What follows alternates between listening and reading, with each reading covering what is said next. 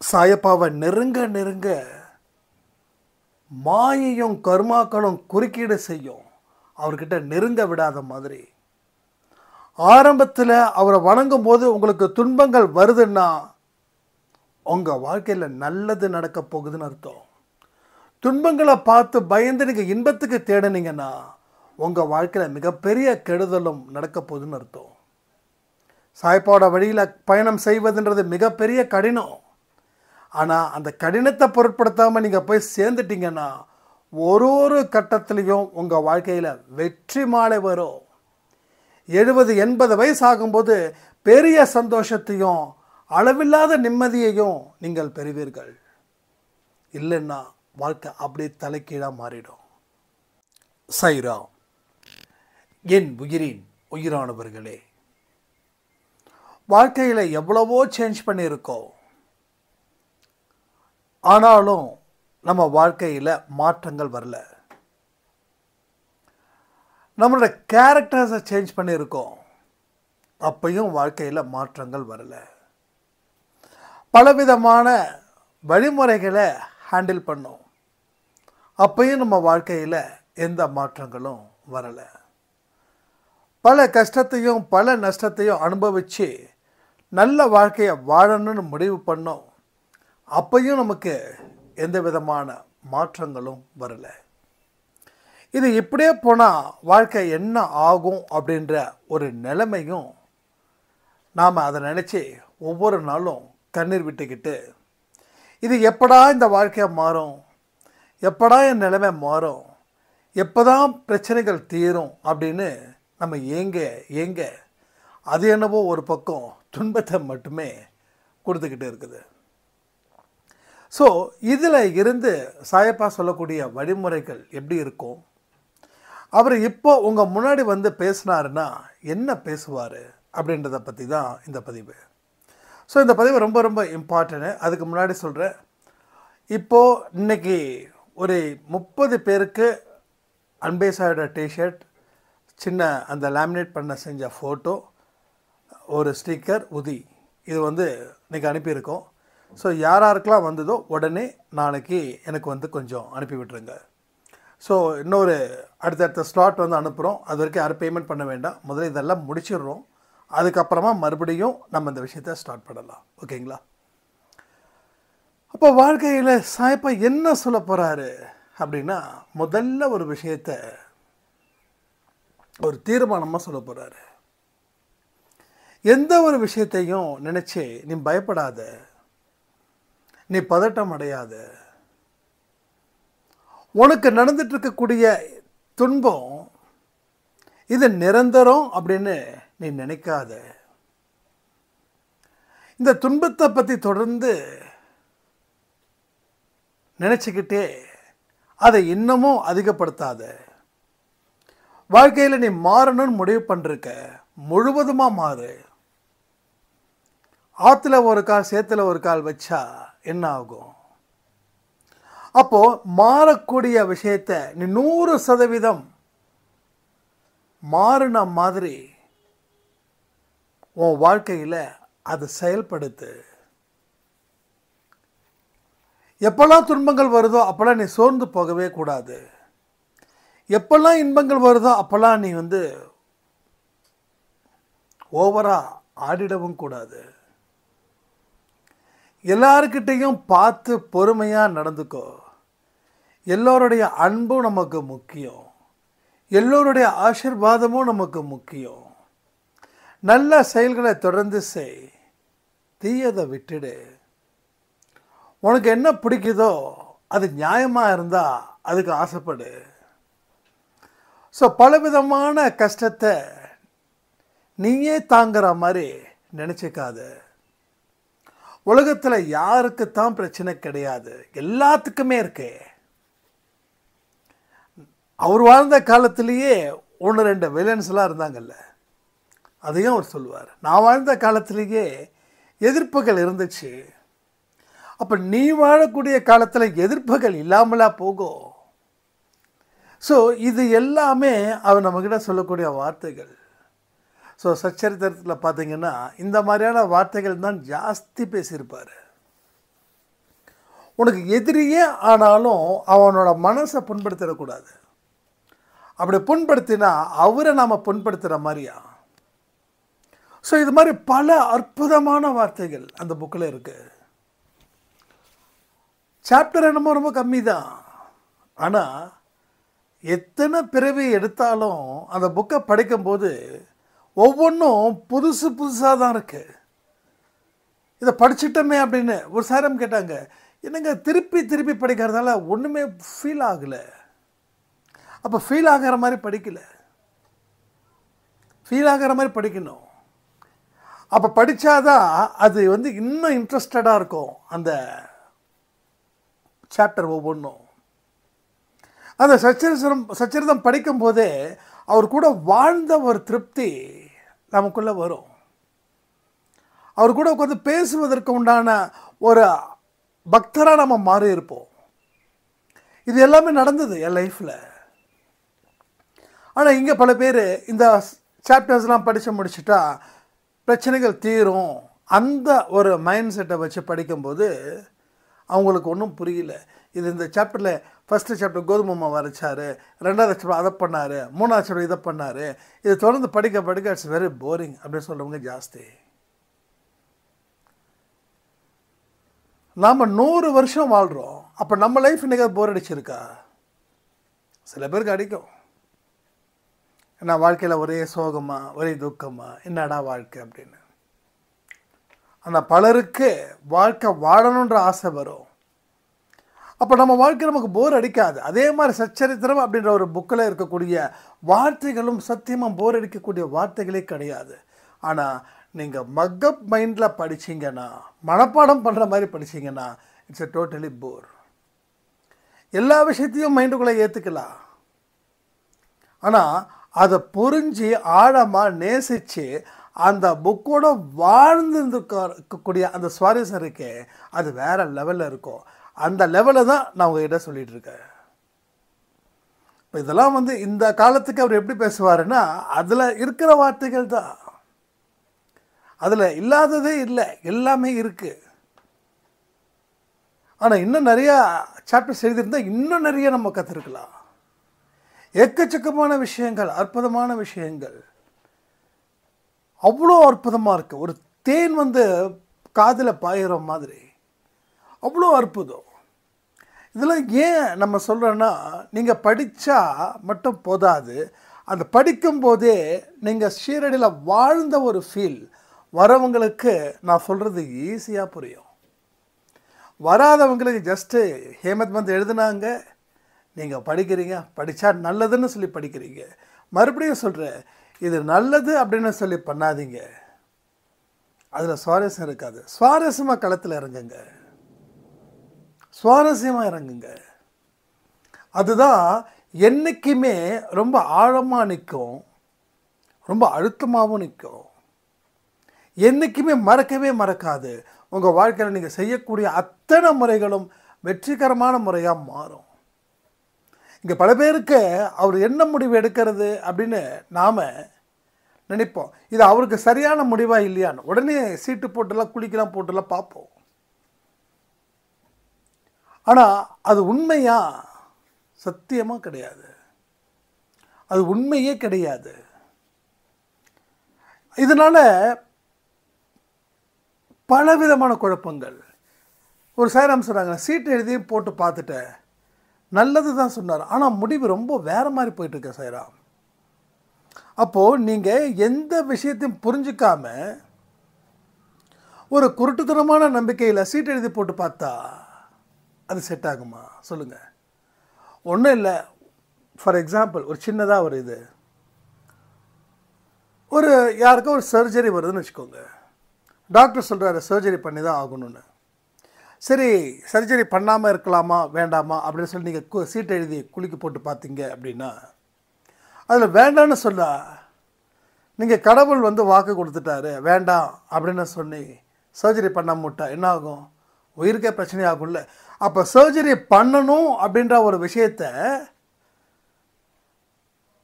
நம்ம மறுபடியும் ரெண்டாவது ஒப்பீனியன் வைக்க போகிறது இல்லை.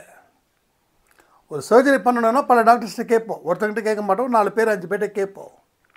அதில் யார் எப்படி சொல்கிறாங்களோ அதுக்கு தகுந்த மாதிரி நம்ம மைண்ட் செட் இருக்கும். அப்போ எல்லா டாக்டர்ஸும் இல்லை இது சர்ஜரி பண்ணி தான் ஆகணும்னு சொல்லி தீர்மானமாக முடிவு பண்ணதுக்கப்புறம் குழப்பங்கள் சீட்டை எழுதி போட்டு பார்க்கறதால கிளாரிட்டி கிடைச்சிடுமா? அப்போது அந்த ஆழ்ந்த அறிவு அங்கே இருக்குது, அதனால் தேவையில்லை. அப்போ ஆழ்ந்த அறிவு அங்கே இல்லைன்றதால தான் இந்த குழப்பம். அப்போ உங்கள் வாழ்க்கை பற்றியும் உங்கள் கர்மாக்கள் பற்றியும் உங்கள் விதி பற்றியும் உங்கள் கேரக்டர்ஸ் பற்றியும் உங்களுடைய எதிரிகளையும் நண்பர்களையும் நீங்கள் புரிஞ்சு வச்சுக்கிறத பற்றியும் ஒரு அழுத்தமான அறிவு இருந்துடுச்சு அப்படின்னா இந்த சீட்டு எழுதி போட்டு பார்க்கக்கூடிய பழக்கம் தேவையப்படாது. தயவு செய்து சொல்கிறேன், யாரும் அது மாதிரி செய்யாதீங்க. உங்கள் வாழ்க்கை நீங்கள் அழுத்தமான ஆழமான அறிவு இல்லாத வரைக்கும் எதை பற்றியும் யோசிக்காதீங்க. அதற்கு அந்த அறிவு உங்களுக்கு கிடைச்சதுக்கப்புறம் நீங்கள் களத்தில் இறங்குங்க. கடவுள் துணை நிச்சயமாக நிற்கும். கடவுள் துணை வேணும், எல்லா விஷயத்துக்கும் வேணும். கடவுளோட முடிவும் என் முடிவும் சரியானதாக இருக்குது அப்படின்ற ஒரு தீர்க்கமான நம்பிக்கை உங்களுக்கு வந்துடுச்சுன்னா நீங்கள் ரெண்டாவது முடிவு அப்படின்னு தேட மாட்டீங்க. அதே முடிவில் நிற்பீங்க. எங்கே ஆரம்பிச்சிங்களோ அங்கே இன்னும் ஸ்ட்ராங்காக நின்று உங்கள் வாழ்க்கையில் கரெக்டான வழியை நீங்கள் தேர்ந்தெடுத்து அதில் நீங்கள் பயணம் செய்வீர்கள். பயணம் நல்லா இருக்கணும், பயணம் கஷ்டமாக இருக்கக்கூடாது. இது எல்லாருடைய மனுஷனுடைய மனசுலேயும் அந்த எண்ணம் இங்கே இருக்கும். ஆனால் போகக்கூடிய இடம் கரடுமுடாக இருக்கும். அப்போ என்ன பண்ண முடியும்? போகாமல் இருக்க முடியுமா? ஒரு பெரிய பெரிய ஒரு இடத்துக்கு போகும்போதெல்லாம் ஒரு சில கிலோமீட்டர்ஸ் ரொம்ப மோசமாக இருக்கும். ரோடு மேடு பள்ளமாக இருக்கும். ஆனால் அந்த இடத்துக்கு போனால் நமக்கு ஒரு சந்தோஷம் கிடைக்குதுன்னா நாம் அந்த கஷ்டத்தை பொருட்படுத்தாமல் நம்ம போவோம். ஏன்னா நம்ம சந்தோஷம் முக்கியம்.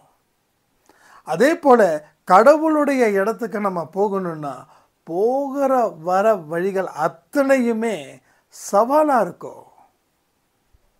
பெரிய சேலஞ்ச். அது எப்படிப்பட்ட சேலஞ்சாக இருக்கும் தெரியுமா? கடவுளை நெருங்க முடியாத அளவுக்கு மாயை கர்மா அத்தனையும் தடங்கள் வந்துக்கிட்டே இருக்கும். நாம் சட்டு நீங்கள் விட்டுருவோம். மனசில் நமக்கு என்னென்னலாம் ஆசைப்படுறோமோ அதெல்லாம் அப்போ வந்து நிற்கும் முன்னாடி. அதை தவிர்க்கணும். தவிர்க்கிற அளவுக்கு மனசில் உறுதி ஏற்படுத்தணும். அப்போ அந்த இடத்துல ஆழ்ந்த அறிவு தேவைப்படுது. நம்ம இப்படி போனால் இப்படி நடக்கும், இப்படி நடந்தால் அதை உதாசீனப்படுத்தி நம்ம மென்மேலும் முன்னேறணும். நம்ம ஆசை காட்டுறதுக்கும் மோசம் பண்ணுறதுக்கும் மறுபடியும் நிறைய வரும். ஆனால் எது வந்தாலும் அதை ஏற்றுக்கக்கூடாது.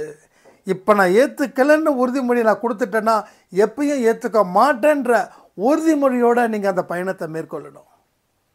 அப்போ தான் கடவுளோட இடத்துக்கு நீங்கள் செல்ல முடியும். லைஃப்பில் நிறைய சேலஞ்சுங்க, பல சேலஞ்சை நான் அனுபவிச்சிருக்கேன்.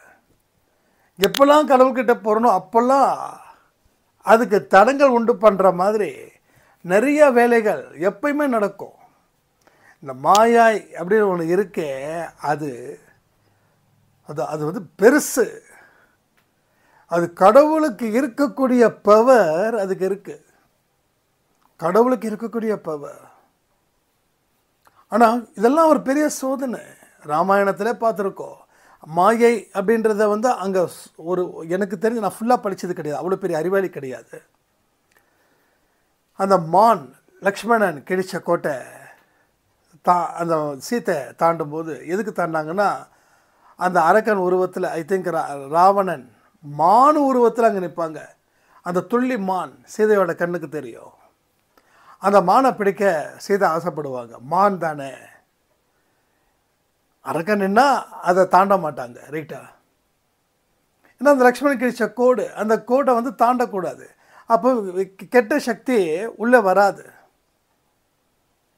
அப்போ சீதையை எதிர்க்கணுன்றவன் உள்ளே வரமாட்டான். உள்ளே வந்தால் அவன் அப்படியே நெருப்பாக பொசுங்கி போயிடுவான். ஆனால் சீத்தை வெளியில் போகலாம், சீத்தை பொசுங்கிட மாட்டாங்க. அப்போ அந்த லக்ஷ்மணன் வந்து ஒரு கோட்டை நேராக வச்சுட்டு இதுக்கு மேலே வராதிங்க அப்படின்னு. அப்போ என்ன பண்ணுவாங்க, இப்போ வந்து அந்த சீதாம்மாவை வெளியில் வர வைக்கணும். வெளியில் வந்தால் தான் ராவணன் தூக்கிட்டு போக முடியும். அப்போ என்ன பிளானு? அப்போது சீத்தை எப்படி வர வைக்கணுன்ற ஒரு டெக்னிக்ஸ், அந்த டெக்னிக்ஸை அந்த மான் ரூபத்தில் வந்தவொடனே சீத்தை வெளில வருவாங்க. ராமாயணம் அங்கே தான் நடக்குது. இதெல்லாம் அங்கே நம்ம கற்றுக் கொடுத்தாச்சு, மாயன்றது எப்படிப்பட்டது அப்படின்னு. அப்போ நாம் அந்த இடத்துல சீத்தை அந்த இடத்துல தாண்டாமல் இருந்தாங்கன்னா, அதுக்கப்புறம் வனவாசம் முடிஞ்சு ராஜா ராணி மாதிரி அந்த அந்த ராஜா ராணி மாதிரி அந்த ஒரு இது அவங்களுக்கு. ஸோ இதெல்லாம் யோசிச்சு பார்க்கணும். அப்போ நமக்கும் இப்படி நெருங்கும்போது நமக்கு மனசுக்கு பிடிச்ச மாதிரி சில விஷயங்கள் வந்துடுச்சுன்னா அதை காலால் எட்டி உதறி தள்ளணும். எனது வேண்டான்னு முடிவு பண்ணியாச்சு. அந்த அறிவு அன்னைக்கு அந்த சபதம், அந்த வாக்குறுதி அன்னைக்கு எடுத்தது இப்போ வரைக்கும் நம்ம தெளிவாக இருந்துட்டோம்னா தப்பிச்சுக்கலாம். ஆனால் அடிக்கடி நம்ம தெளிவு நிலையை மாற்றிக்கிட்டே இருந்தோன்னா இட்ஸ் வெரி டஃப். அதான் அந்த ஆரம்பத்தில் சொன்னேன், மாறணும்னு நினைக்கிறீங்க, எவ்வளோ மாற்றத்தை ஏற்படுத்துகிறீங்க, ஆனால் மாற முடியலன்னா எந்த மாற்றத்தையும் நீங்கள் முழுவதுமாக வர வைக்கல. கொஞ்ச நாள் எல்லாமே கொஞ்சம் கொஞ்சம் கொஞ்சம் தான் நடக்குது. எதுவுமே முழுசாக வரலையே. 100 கிலோமீட்டர் ட்ராவல் பண்ணணுன்னா 10 கிலோமீட்டர்ஸ் போயிட்டு நான் ரீச் ஆன இடத்துக்கு வரலையேன்னு சொல்லி அந்த இடத்துல தங்கி போகிறோம். இதான் பிரச்சனை. போக வேண்டிய தூரம் ரொம்ப தூரம். இந்த இடம் இல்லை, இந்த இடம் கிடையாது, ரொம்ப தூரம். அந்த இடத்துக்கு நம்ம போகணும். ஏன்னா கிளம்பியாச்சு. அந்த இடத்துக்கு போகாமல் பயணம் முடியாது. அந்த பயணத்தை நீங்கள் அந்த இடத்துக்கு போனால் தான் முடிக்கணும். பாதியில் முடித்தா அது உங்களுக்கு பின்னாடி போகவும் முடியாது, அங்கே தாண்டவும் முடியாது. அப்போ அதே இடத்துல உட்காரும்போது உங்களுக்கு மிகப்பெரிய கஷ்டமும் நஷ்டமும் துன்பமும் சோதனைகளும் வந்துக்கிட்டே இருக்கும். கடவுள் கிளம்புன்னு சொல்லுவார், ஆனால் மாயை கிளம்பாதேன்னு சொல்லும். மாயை தான் சாத்தான்னு சொல்லுவோம். ஒவ்வொரு மதத்துலேயும் ஒவ்வொரு விதமானது. நம்ம மாயை சொல்கிறோம், பைபிளில் சாத்தான்னு சொல்கிறாங்க, கிறிஸ்டியானிட்டியில். ஸோ இது மாதிரி ஒவ்வொரு மதத்துலேயும் ஒவ்வொரு விதமான பெயர்கள்.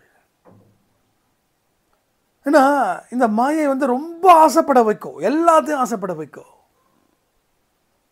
ஆனால் அது சரியான அறிவு இருந்துச்சுன்னா அதை நம்ம எதிர்கொள்ள முயற்சிகள் செய்யலாம். ஏன்னா அதுக்கு தான் இந்த மாயை பற்றி சாயப்பாவே சொல்லியிருக்காரு, மாயை பொல்லாதவள், மாயை பொல்லாதவையா. அப்போ அவரே அந்த அளவுக்கு யோசிக்கிறாருன்னா நாம் எந்த அளவுக்கு அவேர்னஸாக இருக்கணும். கடவுள் நமக்கு நிறைய பாடத்தை சொல்லி கொடுத்துருக்காருங்க. எந்தெந்த பாடத்தெல்லாம் அவ்வளோ அற்புதமாக சொல்லியிருக்கான்றதை பாருங்கள். மாயை பற்றி, கர்மாவை பற்றி, பிரச்சனைகளை எப்படி கடக்கணுன்றதை பற்றி, குருவோட அவசியம் என்னன்றதை பற்றி, கடவுள் பக்தி எப்படிப்பட்டதுன்றதை பற்றி, மனசில் நம்பிக்கை எப்படி ஏற்படுத்தணுன்றதை பற்றி, அடுத்தவங்களுக்கு கெடுதல் செய்யும் போது வரக்கூடிய பிரச்சனைகள் எப்படி இருக்குன்றதை பற்றி எல்லா விஷயத்தையும் பேசியிருக்காரு. ஏன்னா எதுக்காகனா இதெல்லாம் மனுஷன் இதெல்லாம் படித்து புரிஞ்சு வாழ்க்கையில் அது மாதிரி நடந்து பேரின்பத்தை அடையணுன்றதுக்காக தான் இத்தனை விஷயங்களும் இங்கே நடக்குது. அப்போ ரொம்ப எச்சரிக்கையாக இருக்கணும். அவேர்னஸ், விழிப்புணர்வு. விழித்திருன்னு சொல்கிறார் வள்ளலார். விழித்திருன்னா தூங்காமல் இருக்கிறது கிடையாது. விழித்திருன்னா உங்களுக்குள்ளே இருக்கக்கூடிய அந்த கவனம். நீங்கள் கவனமாக இருக்க வேண்டிய நேரத்தில் அசால்ட்டாக இருந்துடக்கூடாது. கவனமாக இருக்க வேண்டிய நேரத்தில் அலட்சியமாக இருந்துடக்கூடாது. ஏன்னா எது வேணாலும் என்ன வேணாலும் நடக்கலாம். எதெல்லாம் உங்களுக்கு இன்பத்தை கொடுக்குதோ அதெல்லாம் உங்களுக்கு துன்பத்தை கொடுக்கும். ஸோ எதெல்லாம் துன்பத்தை கொடுக்குதோ அதுவும் உங்களுக்கு இன்பத்தை கொடுக்கும். அப்போ கடவுள்கிட்ட செல்லக்கூடிய பாதை துன்பமாக இருக்கும். ஏன்னா அது பல தியாகங்களை செய்யணும். ஆனால் முடிவு சொல்ல முடியாத அளவுக்கு ஆழ்ந்த ஒரு சந்தோஷத்தை அது கொடுக்கும். ஆனால் ஆரம்பத்தில் கொடுக்கக்கூடிய இன்பம் போட்டு ஒரு வழி பண்ணிடும் கடைசி காலத்தில். இதுக்காகவாடா இந்த சந்தோஷத்தை எனக்கு கொடுத்த கடவுளே, அந்த சந்தோஷத்தை கொடுத்ததால தான் இன்றைக்கி நான் இப்படிப்பட்ட ஒரு வாழ்க்கையை வாழ்ந்துட்டுருக்கேன்னு சொல்லி இங்கே பல பேர் கதறீங்க.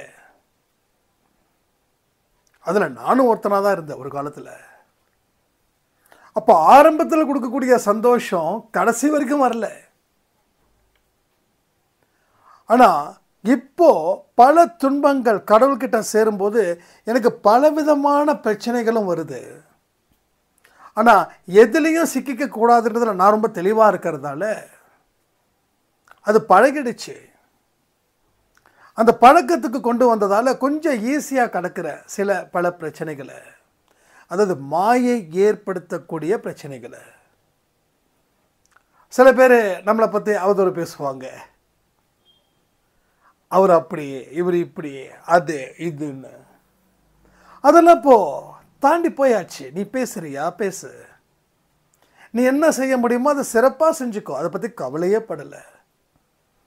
ஏன்னா நான் என்ன தப்பு பண்ணாலும் எனக்கு தண்டனை நிச்சயம். தப்பு பண்ணனா உனக்கு தண்டனை நிச்சயம். தப்பு பண்ணியிருந்தா எனக்கு தண்டனை, தப்பு பண்ணலன்னா உனக்கு தண்டனை. யாருக்கு அப்போ உனக்குன்னா அவதூறாக பேசுகிறாங்க இல்லையா, பேரை கெடுக்கணும்னு சொல்லி சில பிளான் பண்ணுறாங்க இல்லையா, அவங்களுக்கு தண்டனை நிச்சயம். ஸோ ஏதோ ஒரு இடத்துல தண்டனை நிச்சயமாக உண்டு. எனக்கு தண்டனை இல்லைன்னா அப்போ இன்னொருத்தங்களுக்கு தண்டனை இருக்குதுன்னு அர்த்தம். இன்னொருத்தவங்களுக்கு தண்டனை இல்லைன்னா எனக்கு தண்டனை இருக்குதுன்னு அர்த்தம். ஆனால் எனக்கு வர தண்டனையை நான் மனப்பூர்வமாக எடுத்துக்கிறேன்.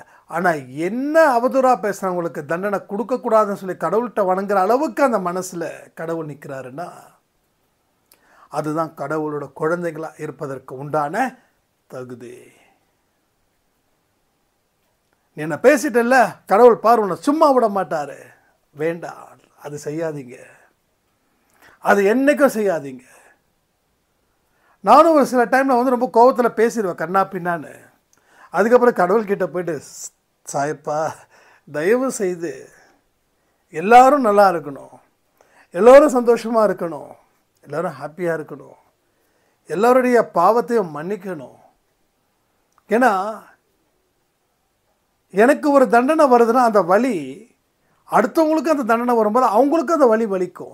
அந்த வலி கூட அவங்களுக்கு வலிக்கக்கூடாதுன்ற ஒரு உன்னதமான மனநிலை நம்ம அன்பேசாய் குடும்பத்தில் இருக்கிற அத்தனை சாயப்பாவோட குழந்தைங்களுக்கு இருக்கணும்.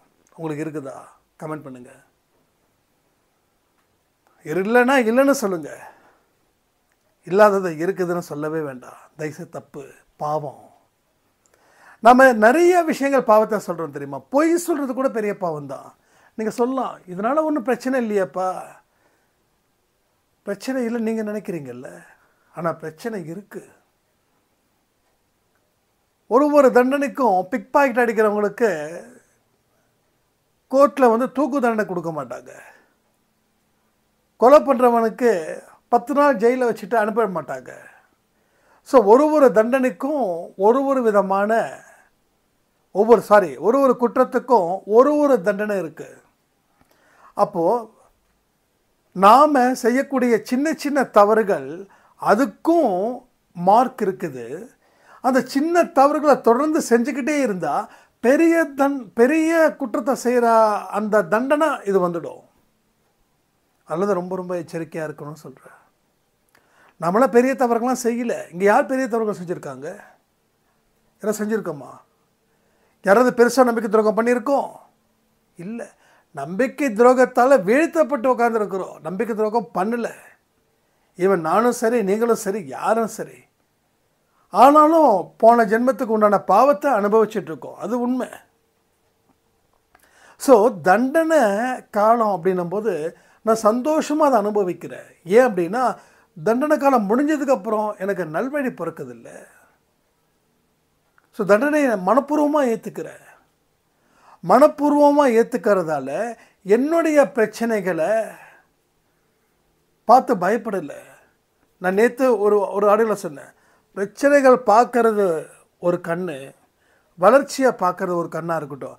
இந்த பிரச்சனை முடிஞ்சாதான் என் வளர்ச்சியை பார்ப்பேன்னு சொன்னால் கடைசி வரைக்கும் அந்த வளர்ச்சி பார்க்க முடியாமல் போயிடும். லாஸ்ட்டு வரைக்கும் சான்ஸே கிடையாது.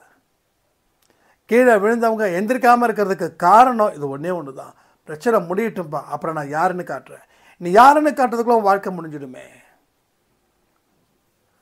ஸோ சில ப்ராப்ளம்ஸ் நம்ம கூட ஒட்டி உறவாடும், அதை கட் பண்ணவே முடியாது. அப்போது அதை கட் பண்ணி தான் ஆகணும்னா சான்ஸே கிடையாது. அதுக்குள்ளே உங்கள் வாழ்க்கை முடிஞ்சு போயிடும். அப்போ பிரச்சனைக்குரிய வாழ்க்கையிலே நீங்கள் சிக்கி கடைசி வரைக்கும் துன்பத்தை மட்டும்தான் அனுபவிப்பீங்க. ஸோ அதனால் அதை விட்டுருங்க. ஸோ வளர்ச்சியை பாருங்கள். ஸோ வளர்ச்சி இஸ் வெரி வெரி இம்பார்ட்டன்ட். உங்கள் வாழ்க்கையில் பலவிதமான கட்டத்துக்கு நம்ம போக தயாராக இருக்கணும். அப்போது ஒரு கட்டத்தையும் நம்ம முழுசாக அனுபவிக்கணும். அதில் வரக்கூடிய இன்பத்தையும் அனுபவிக்கணும், அதில் வரக்கூடிய தீமையையும் அனுபவிக்கணும். உங்கள் தண்டனையை நீங்கள் முழு மனதோடு அனுமதிக்கணும். நீங்கள் அனுமதிக்கலைன்னா அது பிரச்சனையை கொடுக்கும், அனுமதிச்சிட்டா அது பிரச்சனை கொடுக்காது. வந்த வேலை முடிஞ்சிருச்சுன்னு சொல்லி போயிடும். ஆனால் நீங்கள் அனுமதிக்கலைன்னா வந்த வேலை முடியல, உங்களை வச்சு செய்யும் அந்த பிரச்சனை. பல பேர் நிறைய பிரச்சனைகள் இருக்கிறவங்களுக்கெல்லாம் நம்ம அன்பே சாயில் சொன்னது இந்த ஒரே வார்த்தை தான், தயவு செய்த பிரச்சனைகளை அலோவ் பண்ணுங்க, வலியை அனுமதிங்க. வலியை அனுமதிக்கிறவங்களுக்கு கொஞ்சம் ரிலாக்ஸ்டாக இருக்குது. இன்னொரு சாயிராம் சொன்னாங்க, எனக்கு இந்த வலி 5 வருஷமாக இருந்தது, இப்படி பண்ணிட்டாங்களேன்னு சொல்லி நான் அழுத நாட்கள் உண்டு. ஆனால் இன்னைக்கு அதை அனுமதிச்சிட்டேன், இப்போ எனக்கு அந்த வலி தெரியலன்றாங்க. ஸோ வலிக்குதுன்னா டாக்டர்கிட்ட போயிட்டு இன்ஜெக்ஷனோ மெடிசனோ கொடுத்தாதான் அந்த வலியோடு எத்தனை நாள் வாழ முடியும். அப்போ இங்கே வலின்றது டாக்டராக யாருன்னா நீங்கள் அதை வந்து அக்செப்ட் பண்ணக்கூடியது தான் மருந்தாக இருக்குது. ஜஸ்ட் அக்செப்ட் பண்ணிவிடுங்க. இவங்க முன்னாடி அவங்க முன்னாடி நான் அது இதெல்லாம் தேவையே கிடையாது. உங்களுக்கான வாழ்க்கையை நீங்கள் வாழாத வரைக்கும் ஒரு சிறப்பான தொடக்கத்தை நீங்கள் கடைசி வரைக்கும் தொடங்க முடியாமல் உங்கள் வாழ்க்கையை முடிக்கிறீங்க. Love yourself. ஃபோக்கஸ் உங்கள் மேலே பண்ணுங்க, அடுத்தவங்க மேலே பண்ணாதீங்க, உங்கள் மேலே பண்ணுங்க. உங்கள் மேலே பண்ணாதான் நீங்கள் யார், உங்கள் பலம் என்ன, உங்களுக்கு என்ன செய்ய முடியுன்றதை யோசிக்க முடியும். அடுத்தவங்க மேலே நீங்கள் ஃபோக்கஸ் பண்ணிங்கன்னா உங்கள் வாழ்க்கையை நீங்கள் கடைசி வரைக்கும் வாழ முடியாமல் போயிடும். உங்கள் வாழ்க்கையை நீங்கள் வாழணும். உங்கள் கடைசி காலத்தில் வந்து நீங்கள் சந்தோஷமாக கண்ணை மூடும்போது வாழ்க்கையை நல்லா வாழ்ந்தோன்ற நம்பிக்கையோட கண்ணை மூடணும். ஐயோ இவ்வளோ இழந்துட்டோமே, நாம் அடுத்தவங்களுக்காக கஷ்டப்பட்டு துக்கப்பட்டு அந்த நிலைக்கு நீங்கள் வராத மாதிரி பார்த்துக்கோங்க. ஏன்னா ஒரு பிறவியும் நமக்கு மிக மிக முக்கியமானது.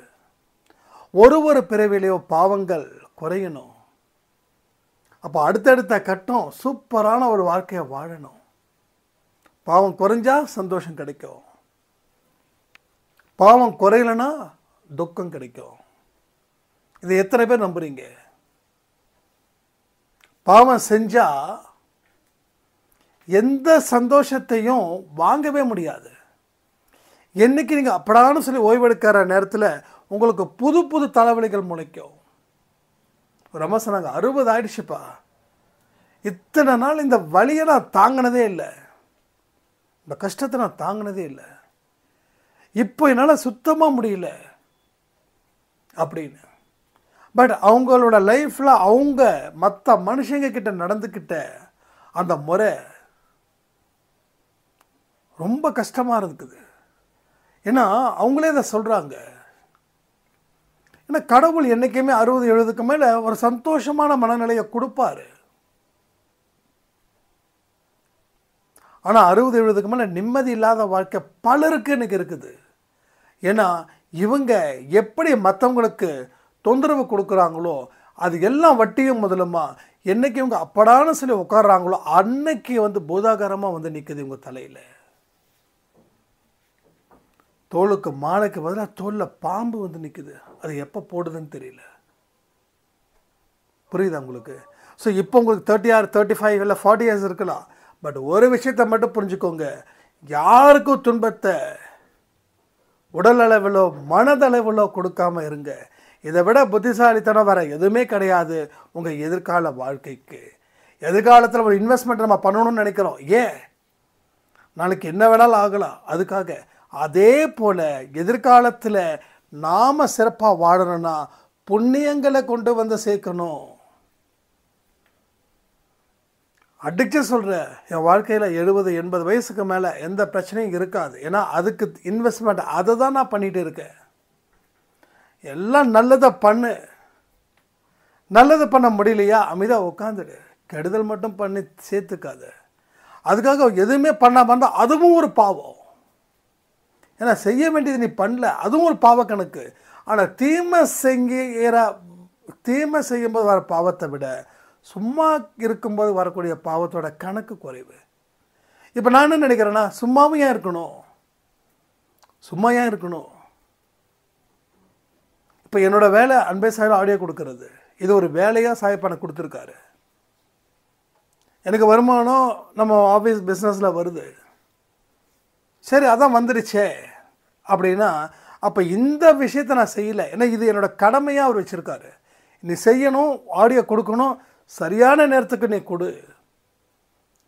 8 மணி ஆடியோ 10 மணிக்கு கொடுத்தேன்னா உனக்காக வெயிட் பண்ணக்கூடிய 1-2 பேர் வெயிட் பண்ணுறாங்கல்ல, அவங்களுக்கு தூக்கம் போச்சே. இதெல்லாம் உண்மையிலே சொல்ல எனக்கு ரொம்ப பயம் ஜாஸ்தியாகும். 7-7:30 மணிக்குள்ளே அந்த ஆடியோட ப்ரைவேட்டில் வச்சிடணும் ஷெட்யூல் போட்டு. சில டைம் 6 மணிக்கெலாம் வந்து ஆடியோ ரெடி ஆகிடும். ஆனால் 8 மணின்னா சொன்ன சொல்லில் கரெக்டாக ஆடியோ பப்ளிஷ் ஆகணும். ஏன்னா சம்டைம்ஸ் வந்து ரொம்ப டைட் ஷெட்யூலாக இருக்கும்போது என்னால் வீடியோ மேக் பண்ண முடியல. இதுதான் ப்ராப்ளமே. நம்ம தினமும் வீட்டில் இருந்து நம்ம யூடியூப் தான் நம்ம ஒர்க்காக இருந்துச்சுன்னா தினமும் நம்ம வந்து வீடியோ பேசலாம். ஆனால் நான் இருக்கிற இடம் எங்கே, எப்படிப்பட்ட இடம்னு தெரியல. இப்போ கூட நான் ஒரு ஒர்க்கிங் ஸ்பாட்டை தான் பேசிகிட்டு இருக்கேன். ஏன்னா ஒரு 1/2 மணி நேரம் டைமை வாங்கி சார் கொஞ்சம் ஒரு 1/2 hour இது பண்ணணும். ஆனால் யாருக்கு யூடியூப்லாம் தெரியாது. Business is a business, spiritual is a spiritual. Business ஸ்பிரிச்சுவலையும் நம்ம என்றைக்குமே ஒன்று கலக்கிறது இல்லைன்னு நான் உங்களுக்கு சொல்லி தெரிய வேண்டியதில்லை, எல்லாருக்குமே தெரியும். அதனால தான் திரும்ப திரும்ப சொல்லக்கூடிய விஷயம் என்னென்னா, செய்யணுன்றது கடவுள் சொல்லியிருக்காருன்னா அதை நீங்கள் செஞ்சிடுங்க. இல்லை நம்ம வந்து இது லாபமா இது நஷ்டமா இந்த கணக்கு போட்டிங்கன்னா அவர் போட்டுருவார் லாபமா நஷ்டமானு. நம்ம எப்படி கணக்கு போடுறோமோ அதே மாதிரி அவரும் கணக்கு போடுவார். நீங்கள் கண்ணாடி முன்னாடி நின்று நீங்கள் என்ன பண்ணுறீங்களோ அது உங்களுக்கு எதிரில் ரிஃப்ளெக்ட் ஆகுற மாதிரி தான். ஓ நீ கணக்கு போடுறியா, சரி நான் உனக்கு கணக்கு போடுறேன், இரு சந்தோஷ். என்னென்னா ஓகேப்பா இதில் கொடுக்குறதோட நம்ம பிஸ்னஸில் உட்காந்து இன்னும் 2 கஸ்டமரை பார்த்தா நமக்கு இன்னும் வருமானம் வருமே அப்படின்னு சொல்லி நான் கணக்கு போட்டுட்டேன்னா தலைவர் கணக்கு போவார். சந்தோஷ் நீ நல்லா கணக்கு போடுறப்பா, இப்போ உனக்கு ஒரு கணக்கு நான் போடுறேன் பாரு அப்படின்னு போட்டுருவார். ஸோ சில இடத்துல கணக்கே பார்க்கக்கூடாது. கணக்கே பார்க்காம அவர் என்ன சொல்கிறாரோ செய்கிறேன் ஐயான்னு சொல்லிட்டு கை கட்டிட்டு போகிறது நமக்கு ரொம்ப ரொம்ப நல்லது. சாய்ப்பாவோட வாக்குகளை என்றைக்குமே நீங்கள் அந்த மாதிரி வைங்க. அவர் தான் உங்களுக்கு எஜமானன். எஜமானன் விசுவாசி, இந்த 2 பேருக்கும் ரிலேஷன்ஷிப் நல்லா இருந்துச்சுன்னா எஜமானன் விசுவாசியை விட மாட்டான், விசுவாசி எஜமானனை விட மாட்டான். ஸோ இந்த இடத்துல சாயப்பா நம்மளை விடக்கூடாது, நீங்களும் சாயப்பா விடக்கூடாது.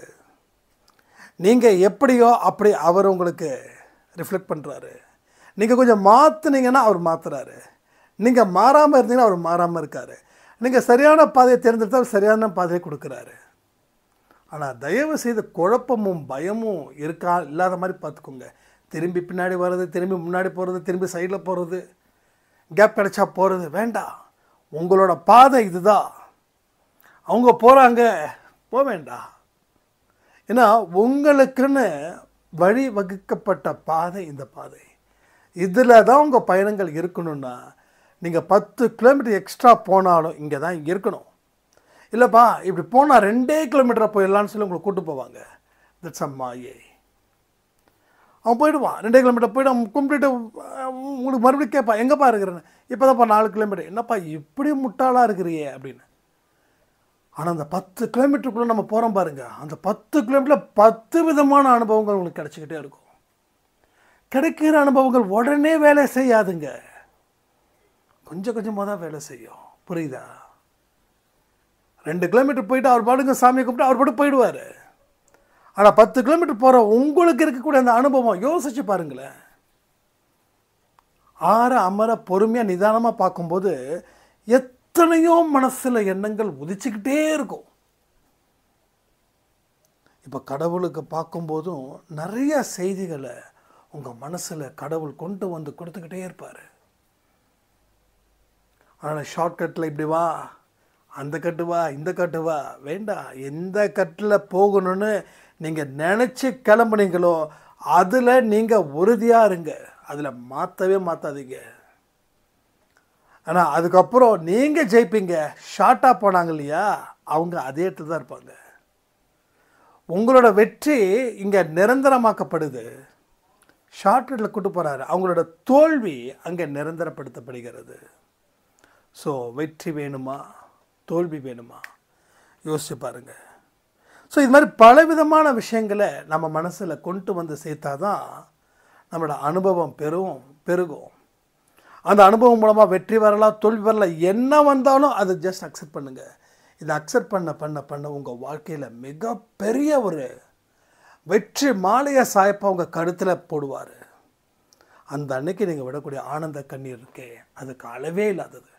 அப்படிப்பட்ட தீர்க்கமான விஷயத்தை நாம் இந்த பதிவின் மூலமாக நம்ம தெரிஞ்சுக்கலாம். ஆனால் இதை மனசில் உள்ள வச்சு அதை செயல்படுத்த முயற்சி பண்ணால் 100% இந்த பதிவில் சொல்லப்பட்ட அத்தனை வெற்றிகரமான விஷயங்களும் உங்களுக்கு வந்து சேரும்னு சொல்லி இந்த ஆடியோவை நான் முடிக்கிறேன்.